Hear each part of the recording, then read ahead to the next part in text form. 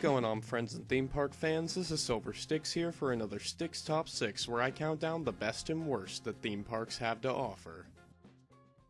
Walt Disney World is forever evolving, becoming bigger and better each day, and one of the biggest things Walt Disney himself stressed in his parks is that they'll never be finished. It's a constant strive to keep moving forward.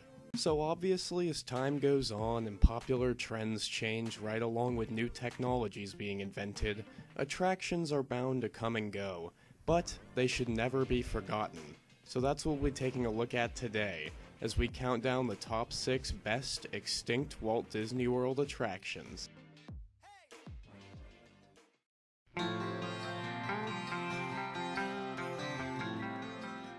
Alrighty gang, we'll be kicking off our list today in Future World at Epcot back on March 5th, 1983 with Journey into Imagination. Yes, we still have Journey into Imagination with Figment in the park to this day, but those two attractions are just not even comparable if I'm being honest, at least not quality-wise they're not.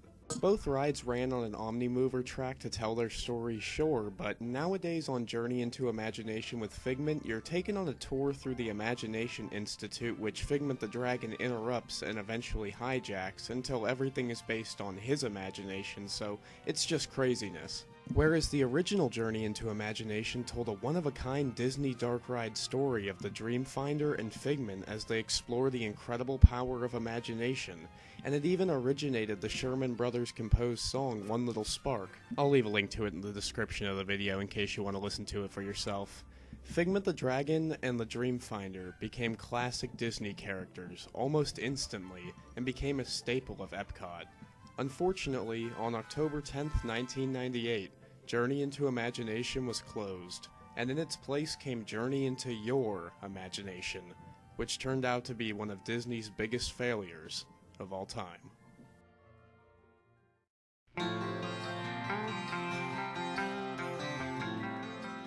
Flying over to Fantasyland in the Magic Kingdom back on opening day of the park on October 1st, 1971. Where we'd have been able to take a spin on Mr. Toad's Wild Ride. This was by far one of the best themed rides Disney has ever put out.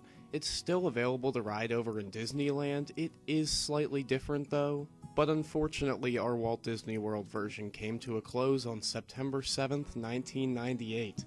This was to make way for the Many Adventures of Winnie the Pooh, which is one of my favorite dark rides. However, you can still see Mr. Toad's remnants in the queue for the Haunted Mansion.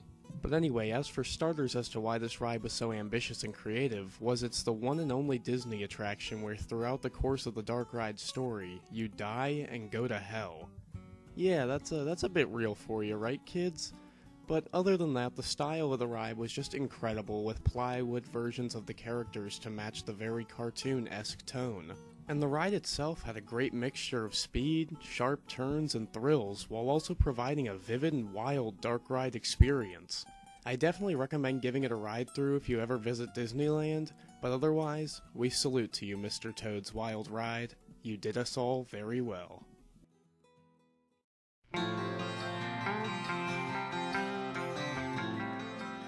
Sticking around in Fantasyland on October 14th, 1971, we'd have been able to go on a trip underwater with Captain Nemo in 20,000 Leagues Under the Sea Submarine Voyage. This attraction was unfortunately only open until September 5th, 1994, and in its place today is the Seven Dwarfs Mine Train. The closest comparison nowadays to 20,000 Leagues would of course be Finding Nemo Submarine Voyage over in Disneyland, which has the same basic ride concept, but anyway, 20,000 Leagues Under the Sea is an attraction that took you on a guided underwater journey through the sea. You'd pass by giant fish, scuba divers, and even a sea monster among much more. The ships you ride in were based off the Nautilus from the movie, and they were extremely lifelike. In fact, the theming in general on this ride was off the charts. The scenery was absolutely breathtaking from start to finish, and the narration from Captain Nemo made for a very relaxing and interesting adventure through the water. I personally think Finding Nemo is a pretty decent updated version of this ride formula, but even so, that's in Disneyland, so we could totally bring back 20,000 Leagues to Disney World with even better technologies for an even more incredible experience. Come on Disney, do the right thing here. But until that day, if it ever may come, there's still a marking in stone on the walk up to the Seven Dwarfs mine train of the Nautilus as a small Easter egg for fans who remember a time not so long ago.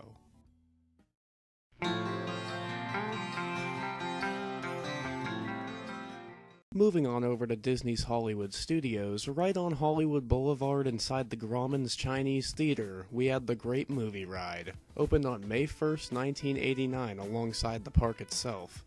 This one actually only closed fairly recently on August 13th, 2017 to make way for the first ever Mickey Mouse themed attraction, Mickey and Minnie's Runaway Railway, which is set to open at some point this year, so here's to hoping that goes well.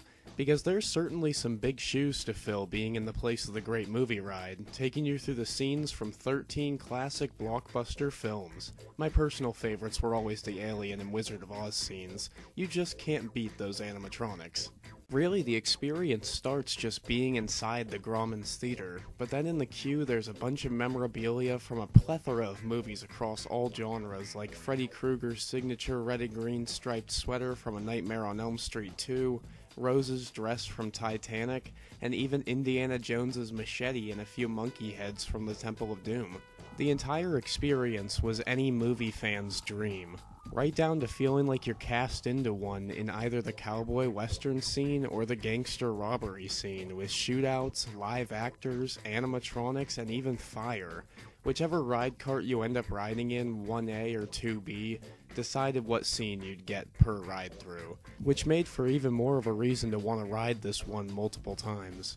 Overall, the Great Movie Ride was an insanely immersive and innovative attraction for its pretty long and impressive lifespan, and it will forever be missed.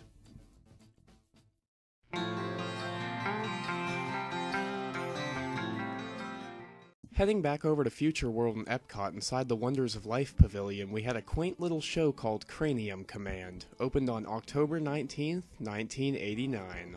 This was a film-based attraction featuring some hilarious and fun characters like Buzzy and General Knowledge. Essentially, this show was Pixar's Inside Out before that movie even existed. It featured a full squadron of folks controlling the inside of people's minds, their actions, emotions, and so on and so forth.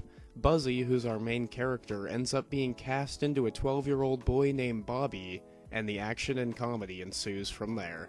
The show itself is pretty cheesy, in a good way, and it goes through all the normal things you'd expect: school troubles, bullies, crushes, the principal, and the like, but the characters are really what made this attraction a one-of-a-kind experience. From the awesome cartoon pre-show to all the amazing animatronics, this is one I always made sure to see while it was available. Sadly, Cranium Command met its tragic fate on January 1st, 2007.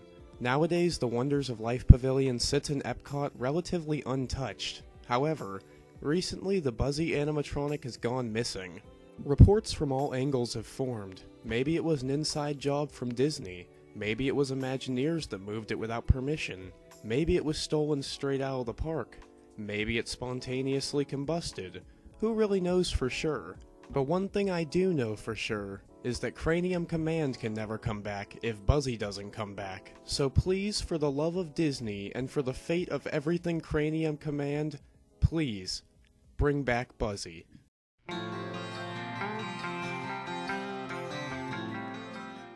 Right, so I thought long and hard about what attraction to choose for the honorable mention spot on the list, and many came to mind, but only one really made sense. And that's the Skyway, back and forth from Fantasyland and Tomorrowland in the Magic Kingdom, opened alongside the park on October 1st, 1971, and closed on November 9th, 1994. The reason I felt this deserved the honorable mention spot instead of just a place on the list itself is it's sort of coming back.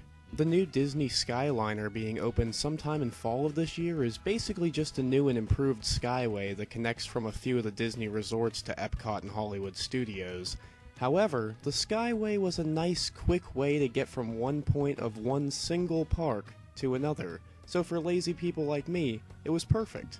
There's not too much to really say about the experience, obviously. It was just a simple gondola system, but the views were beautiful above the Magic Kingdom, and it made for great photo opportunities, and over anything, it was just so creative and so Disney. No other theme park literally allows you to travel in the sky to get from place to place, and it really shows off that Disney difference. I'm glad to see the Skyliner coming, but I would love to see the Skyway make its way back to Walt Disney World as well at some point, for our current generation to be able to experience the same way others did back in the day.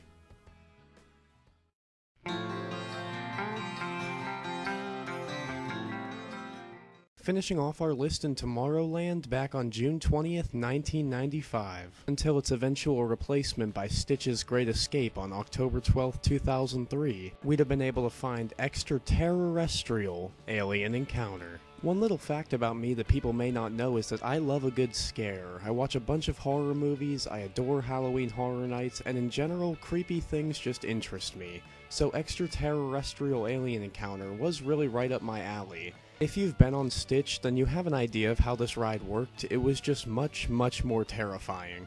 The pre-show consisted of animatronics voiced by Tim Curry and Phil Hartman to kind of throw you off a bit. The dark comedy of this ride was, however, on point.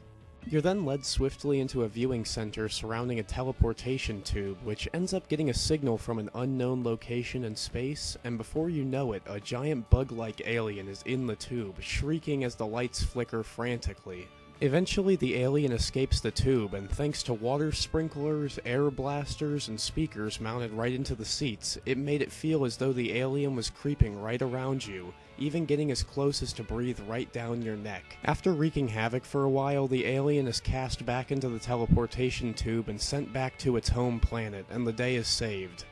This attraction was taken out of the park for obvious reasons, a ton of complaints from angry parents that it was way too intense and caused the day to be ruined for many children out of a fear that an alien was seemingly about to eat them alive, so I guess it is justifiable, but I'd still personally love to see this come back, even if it was just as a Halloween time exclusive or something. It was just so intense and inventive that it deserved a spot in Tomorrowland, and still deserves one if you ask me. And that's why it easily takes the #1 spot as the best extinct attraction at Walt Disney World. Alrighty folks, that's gonna about wrap up my Styx Top 6 Best Extinct Attractions at Walt Disney World. I really hope you enjoyed the video. If you did, please leave a like, comment, subscribe, and share the video around. It'd mean a lot and help out a ton. If you have any personal favorite extinct attractions or just any Walt Disney World topics you'd like to discuss, leave that down below so we can start a conversation. But anyway, gang, until next time, this is Silver Styx signing out. I hope you have a great rest of your day, theme park fans. Peace.